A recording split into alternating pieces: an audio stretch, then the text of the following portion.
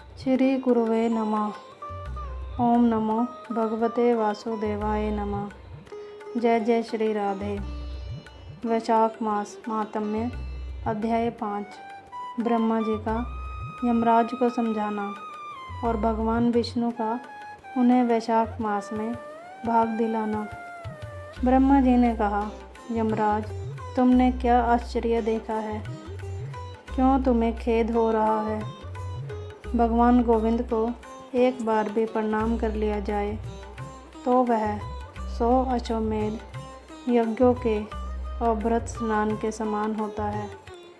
यज्ञ करने वाला तो पुनः इस संसार में जन्म लेता है, परंतु भगवान को किया हुआ प्रणाम पुनर्जन्म का हेतु नहीं बनता, मुक्ति की प्राप्ति करा देता है। जिसकी जीवा के अग्रभाग पर हरि ये 2 अक्षर विद्यमान हैं, उसको कुरुक्षेत्र तीर्थ के सेवन अथवा सरस्वती नदी के जल में स्नान करने से क्या लेना है। जो मृत्यु काल में भगवान विष्णु का स्मरण करता है, वह अभक्ष्य भक्षण आदि से प्राप्त हुई पाप राशि का परित्याग करके भगवान विष्णु के सायुज्य को पाता है। क्योंकि भगवान विष्णु को अपना स्मरण बहुत ही प्रिय है। यमराज, इसी प्रकार वैशाख नामक मास भी भगवान विष्णु को प्रिय है, जिसके धर्म को श्रवण करने मात्र से मनुष्य सब पापों से मुक्त हो जाता है। उसके अनुष्ठान में तत्पर रहने वाला मनुष्य यदि मुक्ति को प्राप्त हो तो उसके लिए क्या कहना है। वैशाख मास में भगवान पुरुषोत्तम के नाम और यश का गान किया जाता है, जिससे भगवान बहुत प्रसन्न होते हैं। पुरुषोत्तम श्री हरि संपूर्ण जगत के स्वामी और हमारे जनक हैं। यह राजा कीर्तिमान वैशाख मास में उन्हीं भगवान के प्रिय धर्मों का अनुष्ठान करता है, जिससे प्रसन्नचित होकर भगवान विष्णु सदा उसकी सहायता में स्थित रहते हैं। भगवान वासुदेव के भक्तों का कभी अमंगल नहीं होता। उन्हें जन्म, मृत्यु, जरा और व्याधि का भय भी नहीं प्राप्त होता। कार्य में नियुक्त किया हुआ पुरुष यदि अपनी पूरी शक्ति लगाकर स्वामी के कार्य साधन की चेष्टा करता है तो उतने से ही वह कृतार्थ हो जाता है। यदि शक्ति के बाहर का कार्य उपस्थित हो जाए तो स्वामी को उसकी सूचना दे दे।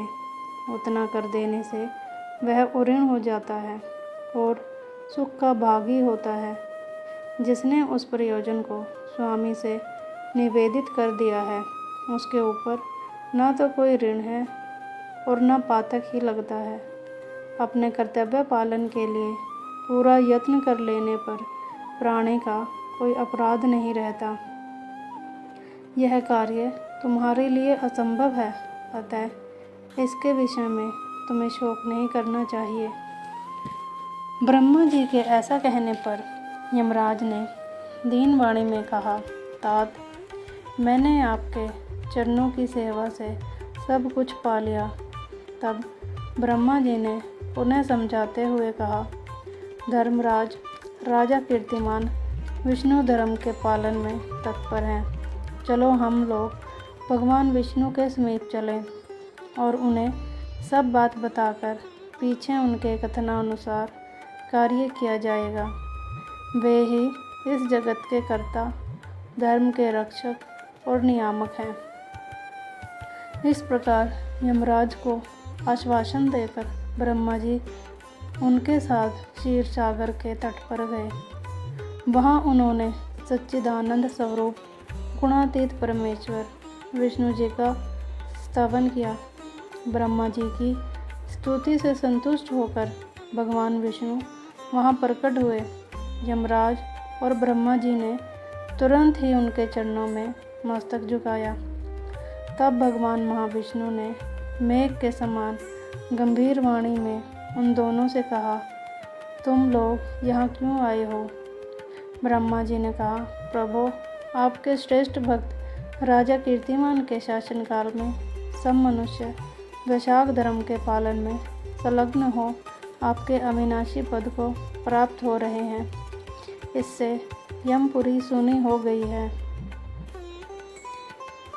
उनके ऐसा कहने पर भगवान विष्णु हंसते हुए बोले, मैं लक्ष्मी को त्याग दूंगा। अपने प्राण, शरीर, श्रीवत्स, कौस्तुभमणि, वैजंती माला, श्वेतदीप, वैकुंठ धाम, क्षीर सागर, शेषनाग तथा गरुड़ जी को भी छोड़ दूंगा, परंतु अपने भक्त का त्याग नहीं कर सकूंगा, जिन्होंने मेरे लिए सब भोगों का त्याग करके अपना जीवन मुझे सौंप दिया है, जो मुझ में मन लगाकर मेरे स्वरूप हो गए हैं। उन महाभाग भक्तों को मैं कैसे त्याग सकता हूँ। राजा कीर्तिमान को इस पृथ्वी पर मैंने 10,000 वर्षों की आयु दी है। उनमें से 8,000 वर्ष तो बीत गए हैं। शेष आयु और बीत जाने पर उसे मेरा सायुज्य प्राप्त होगा। उसके बाद पृथ्वी पर बेन नामक दुष्टात्मा राजा होगा, जो संपूर्ण वेदोक्त महाधर्मों का लोप कर देगा। उस समय वैशाख मास के धर्म भी छिन्न भिन्न हो जाएंगे। बेन अपने ही पाप से भस्म हो जाएगा। तत्पश्चात मैं पृथु होकर पुनः सब धर्मों का प्रचार करूँगा। उस समय लोगों में वैशाख मास के धर्म को भी प्रसिद्ध करूँगा। सहस्त्रों मनुष्य में कोई ऐसा होता है जो मुझ में अपने मन प्राण अर्पित करके अपना सर्वस्व मुझ में समर्पित कर दे और मेरा भक्त हो जाए। जो ऐसा होता है वही मेरे धर्मों का प्रचार करता है। इस वैशाख मास में भी मैं वैशाख धर्म में तत्पर रहने वाले महात्मा पुरुषों तथा राजा के द्वारा समयानुसार तुम्हारे लिए भाग दिलाऊंगा। लोक में भी जो कोई भी वैशाख मास का व्रत करेंगे वे तुम्हें भाग देने वाले होंगे। उनके वैशाख मास में बताए हुए महाधर्म के पालन में तुम कभी विघ्न उपस्थित ना करना। यमराज को इस प्रकार आश्वासन देकर भगवान विष्णु वहीं अंतर्धान हो गए। ब्रह्मा जी भी अपने सेवकों के साथ सत्यलोक को चले गए। उनके बाद यमराज भी अपनी पुरी को पधारे।